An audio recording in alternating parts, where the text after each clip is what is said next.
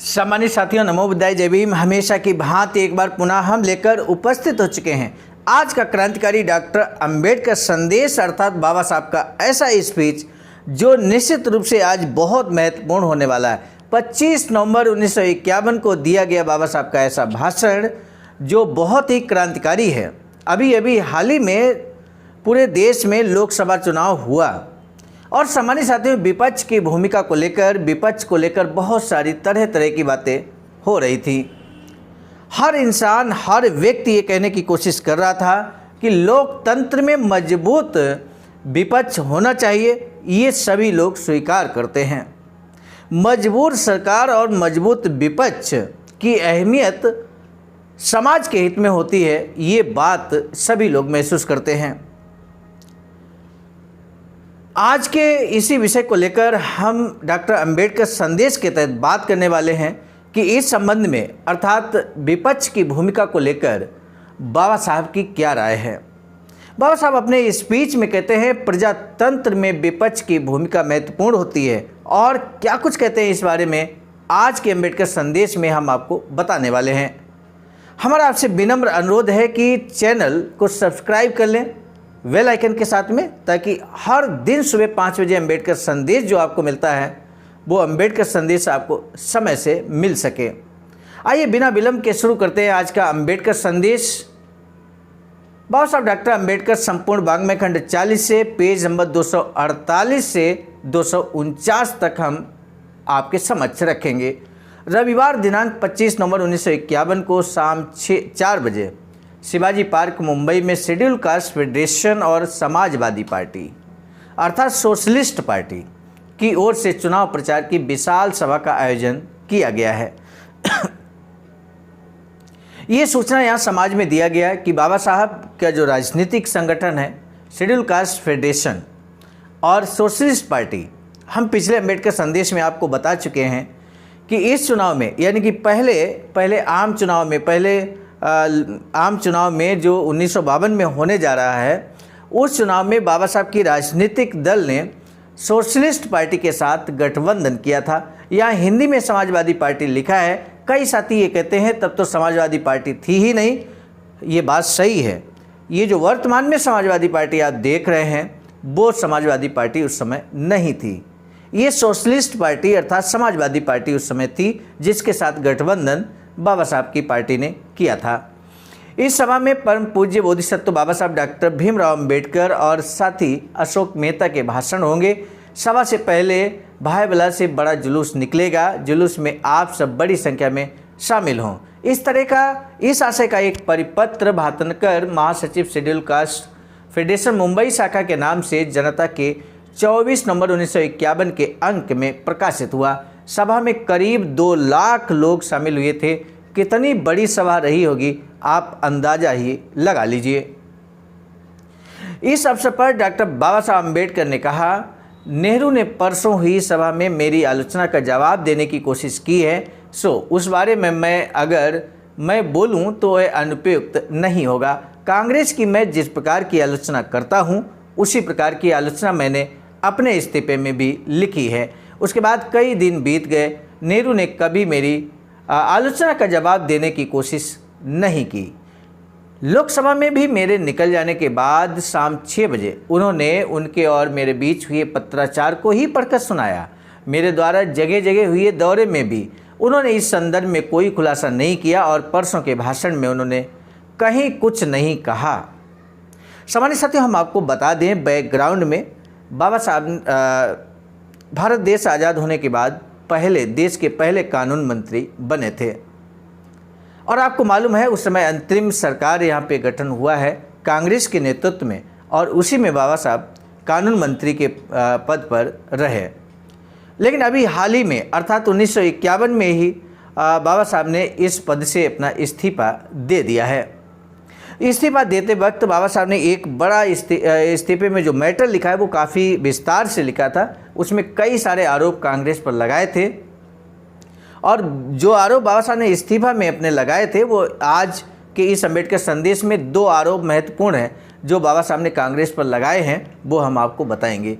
उन 2 आरोपों का जवाब आज तक किसी ने नहीं दिया है। बाबा साहब कहते हैं कि कांग्रेस पर मेरे दो मुख्य आरोप हैं। पहला आरोप ये है कि कांग्रेस सरकार ने अस्पृश्यों की उन्नति के लिए कुछ काम नहीं किया। नेहरू का कहना है कि मेरा ये आरोप झूठा है, लेकिन यहाँ सवाल किसी की राय का नहीं है, वास्तविक स्थितियों का है। दुनिया नहीं मानती कि केवल जवाहरलाल नेहरू ही सत्यवचनी हैं और दुनिया में और कोई सत्यवचनी नहीं है। कम से कम मैं बिल्कुल ऐसा नहीं मानता। मेरी बात को नेहरू सिर्फ एक तरीके से स्पष्ट कर सकते हैं और वो तरीका है अस्पृश्यों के लिए उनकी सरकार ने क्या किया है ये बताकर। असल में उन्हें कांग्रेस सरकार द्वारा अस्पृश्यों की उन्नति के लिए किए गए कामों का वास्तविक ब्यौरा देने वाला परिपत्र जारी करना चाहिए। बाबा साहब ने कहा कि पंडित जवाहरलाल नेहरू के नेतृत्व में गवर्नमेंट ने जो अस्पृश्यों के लिए कार्य किए हैं, कृपया आप उस सूची को निकाल दीजिए ताकि सभी लोग जान जाएं कि आपने कौन कौन सी योजनाएं अस्पृश्यों के हित में चलाई हैं। सामान्य साथियों, जब कोई योजना चलाई ही नहीं तो परिपत्र कहाँ से जारी होगा? यही बात बाबा साहब कहने का प्रयास कर रहे हैं। बाबा साहब आगे कहते हैं कि मुंबई आने से पूर्व और मेरे सवाल का जवाब देने से पहले उन्होंने अपने संबंधित विभागों से लेकर ये जानकारी अपने साथ क्यों नहीं रखी? मैंने जो परिपत्र निकाले थे, समय समय पर उन्हें खत भेजे थे, वे उनके पास होंगे ही। मेरे पास उनकी प्रतियां तो हैं ही, इसलिए मेरा नेहरू से इतना कहना है कि उनमें जो सवाल उपस्थित किए गए हैं उनका जवाब भी दे दें। बाबा साहब कहते हैं मेरा दूसरा आरोप है उनकी विदेश नीति को लेकर। विदेश नीति को लेकर बाबा साहब का क्या आरोप है ये जानना जरूरी है। मंत्रिमंडल में था उस दौरान मैंने इस विषय में कुछ नहीं कहा, ऐसा नेहरू का कहना है। पहली बात तो ये है कि 15 अगस्त 1947 से लेकर 26 जनवरी 1950 तक संविधान के काम में मैं व्यस्त था। ये बात बाबा साहब कहते हैं। आप महसूस कर रहे हैं कि बाबा साहब ने बड़ी मेहनत और लगन से, परिश्रम से भारतीय संविधान बनाकर तैयार किया और 15 अगस्त 1947 से 26 जनवरी 1950 तक बाबा साहब इस कार्य में पूरी तरह से तल्लीन थे, व्यस्त थे। ये बात स्वयं आज के इस स्पीच में बाबा साहब ने स्वीकारी है। बाबा साहब कहते हैं कि इसलिए उस दौरान नेहरू के साथ विदेश नीति पर चर्चा करने के लिए मुझे समय ही नहीं मिला और उस समय मैंने नेहरू के साथ बातचीत नहीं की, इसलिए आज इस विषय पर मेरा कुछ कहना गलत कैसे हो जाता है? ठीक है, उस वक्त मेरा इस बारे में बात न करना गलत होगा, लेकिन उसे आधार बनाकर आज जो मुद्दे मैंने उठाए हैं उन्हें आप दरकिनार नहीं कर सकते।